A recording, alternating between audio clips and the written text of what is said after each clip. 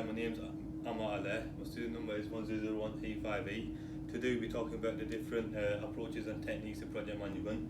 Project management is defined as the practice of initiating, planning, executing, controlling and closing of the work team to achieve certain goals in a certain criteria in a certain time. The primary challenge of project management is to achieve all the project goals within the given constraints. There are 6 basic project management goals. The first step is to identify and meet stakeholders. The second step is to set and prioritize goals. The first step is to define deliverables. The fourth step is to create the project schedule. The step 5 is to identify issues and complete a risk assessment. And finally, step 6 is to present the project plan to stakeholders. We'll be looking at the approaches in project management. The first approach we'll be looking at is Prince2. Prince2 is a process-based approach that focuses on the organisation and control of the entire project from start to finish. This means that a project is truly planned before it is even started or kicked off. Each stage of the project is clearly structured, and any loose ends will be tied up nicely before the project is concluded. In Prince2, there are 7 different stages. The first stage is starting up the project. This is where someone submits a request for a new project, also called a project mandate. The project mandate is a very brief and just covering why the project is necessary and why it is ideally to accomplish. Step 2 is directing the project. This is where the project board reviews and evaluates the project briefs on why the business justification are viable for another reason why it should be approved or disapproved. Step 3 is initiating the project. The project management creates a project initiation documentation, including a comprehensive project plan and the baselines why based on the 6 months performance targets, time, cost, quality, scope, risk and benefits. The fourth step we're looking at is controlling stage. This is where the project manager breaks down the projects into smaller work packages to make it easier to pass through the different types of teams, and it's easier to complete. Step 5 will be managing the project delivery. This is where the project management checks progress against the project briefs and makes sure that deliveries meet the Prince2 quality expectations. Step 6 is managing stage boundaries. This is where the manager and the project reviews each stage to make sure that the project is running smoothly and is meeting project requirements. Step number 6 is closing project. This is where when the project is coming to a complete, the project manager wraps up any loose threads, including Prince2 documentation and outcomes and reporting. The next approach that we're looking at is Miller's 4Ds. It has 4 different stages, which is define, design, do it and deliver it. The first one is define. This is where you need to look at the background of the project, and then you need to set your aims for the project and intervention, and you need to develop objectives to achieve the aims. You will need to also identify a high level of time scale, which is normally key stages and the milestone of the project which are included. The next one is design it. This is where the plan to achieve the project objectives is.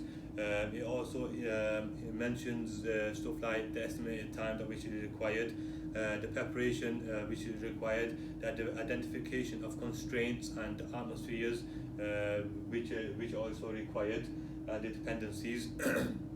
It also mentions where it needs to prepare, track and capture details of events. The next step will be to do it. This is where the main plan events and activities, including preparation time pre-event, goes out. It also carries out different activities. It has a reflection and action time post event. It also captures and records data. It also reviews progress against the plan, and it also provides feedback and timely responses. And finally, we'll be looking at the delivery bit. This is where you test the product, and you also get to gain appropriate feedback to make sure that everything is running smoothly. You also look at the measures that the outcome against the project has, and you learn from the project, and you build it into a practice. The next approach that we're looking at is agile. This has 6 different stages in the development. The first stage is requirements plan design, and then developer release and track and monitor. With agile, it's a continuous cycle. It has a small but a brief collaborative team. It also has multiple. It can also be used with multiple methodologies. It's also flexible and continuous evaluation, and it also includes customers. With waterfall, it has 5 different categories.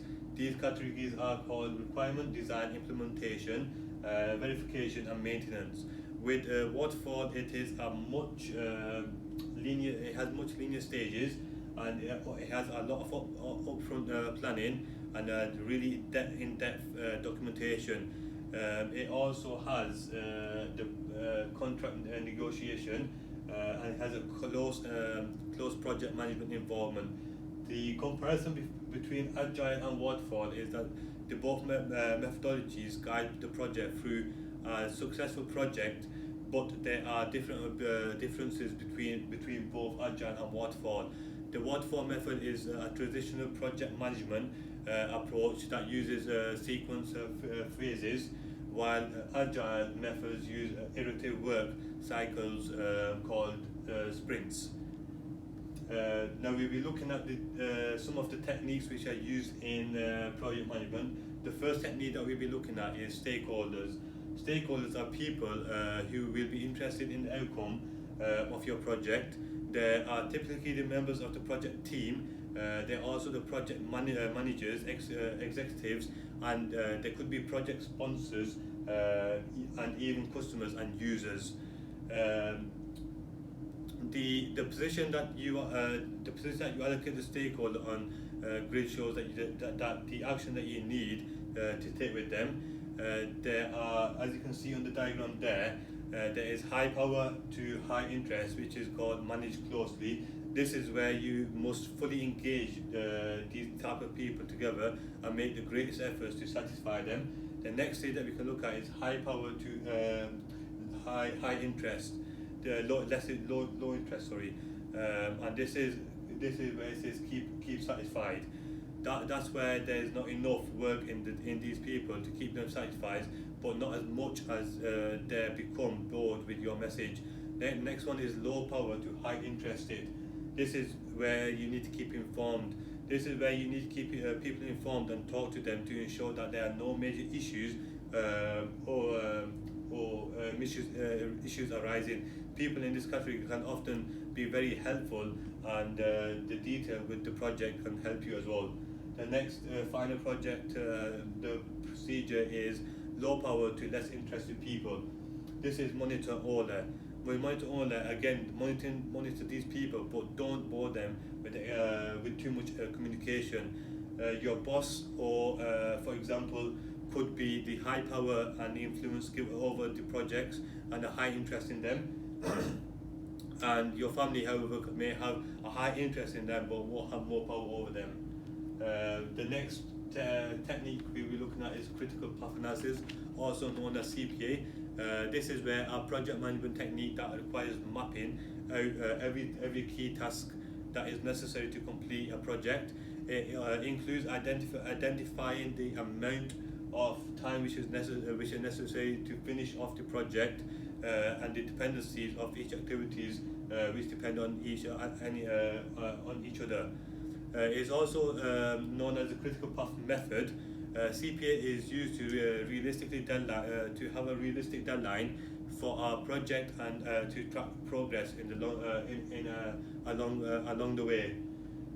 As you can see in the diagram here, is showing to get from it takes 3 days for the project stage A. It takes 1 day for stage B. Along with that, the highest one we have is stage G, where it's taking 6 days, and then the final process we have is taking 1 day.